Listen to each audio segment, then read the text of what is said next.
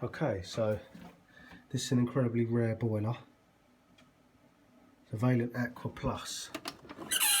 That's the old Turbomax boiler, except has a shunt pump like the 937. This is the old storage combi, so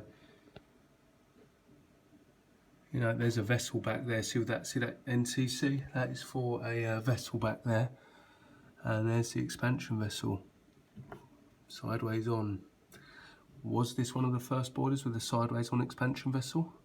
Don't know, but this also has, there's a few quirks to this boiler. So it's got a vessel on the back there. That's the shunt pump like a 937 that pulls the water from the plate and puts it into the back there, into the back vessel. There's a shock arrestor on this, which is the silver bit up there. Oh, hold on. Like a little mini expansion vessel. There it is, that silver thing right there. It's just an expansion vessel on the hot. Oh. There. This boiler also has a dip tube in the bottom of the tank. Hold on, I'll get back to that in one sec. Okay, so see these connections here. For the life of me, I can't remember which one it is. It's going to be the outlet anyway, so let's have a look which one the outlet is. The outlet is that one there. So this one here.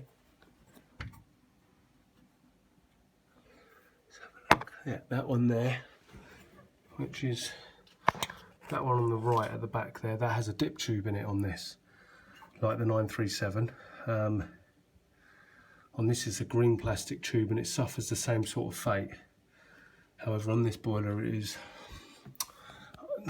difficult to change, more difficult than the 937, because and on this particular boiler it would be almost impossible because of how close this shelf is. But in general it is a bit more awkward. There's a lot more stuff to try and get out of the way. Under here, so let me put this in there. I can't even see it, but anyway, up there somewhere. So a bit odd. Look, it's got the standard Turbomax diverter valve there. Just like that. Hold on. The other oddity about this is it has a, I won't go up there, but it has a modulating fan. So the fan has two connections on it, like a modern fan, except it looks like an older fan. So that's odd.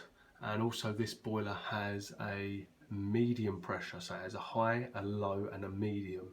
And the medium pressure, gas pressure, this is burner pressure. The medium pressure is set using this display.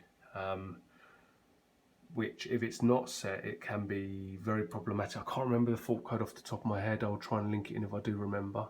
Let me make sure there's no dust on it. So it has a medium pressure gas setting, which you set using a display,